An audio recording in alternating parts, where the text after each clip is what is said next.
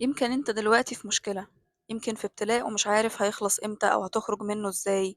أو هتخرج على إيه، يمكن عندك موضوع مقلقك ومش عارف تاخد فيه قرار، يمكن في حاجة واقفة في حياتك مهما تعمل بتلاقي إن هي لسه واقفة وما بتمشيش، يمكن حاسس بإحساس فقد بسبب أي حاجة حصلت وفقدت فيها شيء أو شخص كان مهم بالنسبة لك وحاسس بالمشاعر دي ومش عارف هتخرج منها إمتى وإزاي، يقولوا لك اصبر واستحمل وأنت مش عارف يعني إيه الصبر أصلًا، مش عارف تعمل إيه بالضبط، فأنا جاية النهارده أدردش معاك في فكرة الصبر أو في مفهوم الصبر.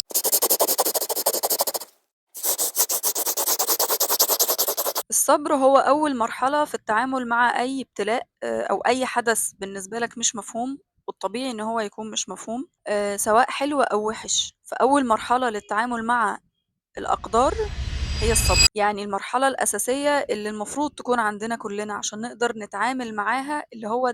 ده الأساسي اللي هو إحنا لسه بنقول يا هادي، لسه ما بنقولش إن إحنا وصلنا لمراحل زي الرضا أو زي التسليم. الصبر معناه إن أنا عارف وبالاحظ وباراقب إن مع كل شدة بيبقى في لطف، تلاقي باب مقفول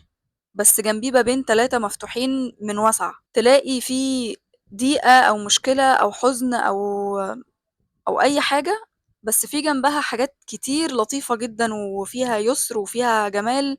من غير ما تكون أنت عملت فيها أي مجهود، فلمّا تكون عارف مين اللي بيتعامل معاك،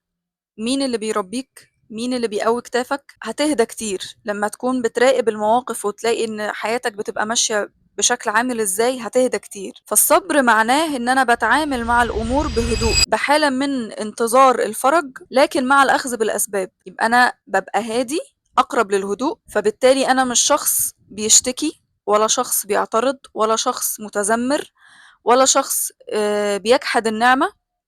ولا شخص بينكر كل حاجة حلوة في حياته تحت مسمى المشكلة الوحيدة اللي عنده، فيقول مثلًا أنا حياتي اتدمرت، أنا كل حاجة في حياتي باظت، كل حاجة مش عارفة إيه، كأن كل حاجة مش موجودة، هو جحد بكل النعم اللي عنده في مقابل مشكلة واحدة بس في حياته. فالصبر معناه إن أنا باتعامل بهدوء، بحكمة، باخد بالأسباب، يعني أنا مستني الفرج لإن أنا مؤمن إن الفرج من عند ربنا، لكن أنا كمان باخد بالأسباب، ما باقعدش ضحية، ما باقعدش جنب الحيط أعيط واندب حظي و وإزاي إيه اللي بيحصل لي ده وليه بتعملوا فيّا كده ومش عارفة إيه، لأ أنا باحاول آخد بالأسباب، باحاول أقوم وأتحرك، لكن في نفس الوقت أنا منتظر الفرج من عند ربنا، لإن النتيجة دايمًا بتبقى من عند ربنا، وده مش معناه إن أنا ما احزنش، طبيعي لو اتعرضت لفقد أو لمشكلة أو لابتلاء طبيعي إن أنا أحزن، أنا بني آدم، والرسول عليه الصلاة والسلام كان قدوة لينا في كل حاجة ومن ضمنها إن هو كان لمّا بيتعرض لفقد أو لأذى كان بيحزن، لكن كان هادي، كان بيتعامل بحكمة، ما كانش بيتصرف باندفاع، ما كانش بيشتكي أو بيتذمر أو بيقول إن هو كده ضحية أو مظلوم أو جايين عليه أو ليه بيأذوني مع إن أنا جاية أقول لهم رسالة عظيمة هتنقذهم أو ليه بيتجاهلوني وما بيسمعوش الكلام اللي باقوله مع إنه في مصلحتهم مع إني جاية باقول لهم خير بيقابلوه بالشر، ما كانش بيشتكي، ما كانش بيعترض، كان دايمًا مؤمن بالحاجة اللي هو بيعملها، كان دايمًا بيكمّل في السعي بتاعه بنَفْس هادية وعلى أمل أو في انتظار الفرج والفتح من عند الله، فدي أول مرحلة عشان تتعامل مع أقدار الله المحزنة بالنسبة لك أو الغريبة أو الصعبة أو الحزينة، هي الصبر، إزاي أبقى هادي، إزاي أتعامل بحكمة مع الموضوع، أتصرّف إزاي آخُد بالأسباب على قدر استطاعتي، لكن أنا متوكِّل ومُعتمد على الله ومستنّي منّه الفرج وبادعي دايمًا بالفرج، والمرحلة الأحلى من كده هي الرضا، الرضا معناه إن أنا باشوف الحلو في الوِحِش، يعني يحصل لي مصيبة أشوف فيها الحلو، يحصل لي فقد أحمد ربنا، يحصل لي أي حاجة غريبة أو مش مفهومة أو واقفة أقول خيرة، زي ما بيقولوا في الخليج. لعلها خيرة أو هي خيرة فعلًا أو هي خير يعني لعله خير، مش أي حد أو مش بسهولة إن أنت بتحسّها، يعني تخيّل إن أنت حصل لك مشكلة كبيرة جدًا وأنت أول ما جالك الخبر أو أول ما حصلت المشكلة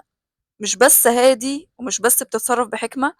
لأ أنت شايف إن هي خير، وكإنّك بتقول أنا راضي عن كل اللي يجيبه ربنا، مهما كان شكله، مهما كان هيئته، مهما كان إيه هو، أنا راضي ومقتنع وعارف إن هو بيحبني وإن هو بيجيب لي الخير دايمًا وإن هو عالم بحاجات فبيجهزني ليها. أيوب عليه السلام لما قعد سنين في ابتلاءات كتيرة وكبيرة وصعبة وكان هادي وصابر، ما بيعترضش، ما بيشتكيش، مع انه نبي، مع انه كان ممكن يقول يا رب طب ازاي، طب ليه، طب اي حاجة. اقصى حاجة عملها ان هو كان بيدعي وبيقول ربي إني مسني الضر وأنت أرحم الراحمين. يعني هو كمان عارف مين ربنا ويتعامل معاه إزاي، إن هو أرحم الراحمين. فيا رب مسني الضر، مسني الضر، برغم إن هو بقاله سنين بيعاني، بيقول بس كده كأن مسني كده، لمسني كده شوية ضر، أنا مش بشتكي، بس يا رب أنت أرحم الراحمين، أنت عالم بحالي. ولما دعا ربنا كشف عنه الضر. فسبحان الله، يعني نماذج كتير لو ذكرناها يعني مش هنخلص. ونماذج كمان من حياتنا ومن أهالينا ومن الناس اللي نعرفهم، لما بينزل عليك ابتلاء أو اختبار أو أي حاجة صعبة أو غريبة أو مش مفهومة أو حاجة واقفة، بينزل معاه لطف وقوة ما حدش بيبقى فاهمها غير اللي جوه الموضوع، غير المبتلى نفسه. هو اللي بيبقى حاسس بيها، هو اللي بيبقى حاسس ان في حاجة مهدياه، في حاجة ملطفة عليه الشعور. من حسن تأدبك مع الله ان انت تصبر، لان فعلا فعلا هو اعلم بيك من نفسك. اصبر بوعي واصبر من غير فعلا شكوى ولا اعتراض، بجد كأنك من جواك كده انت عارف كويس قوي ان ده خير، بس انت مش عارف دلوقتي ايه هو الخير ده. وسلام.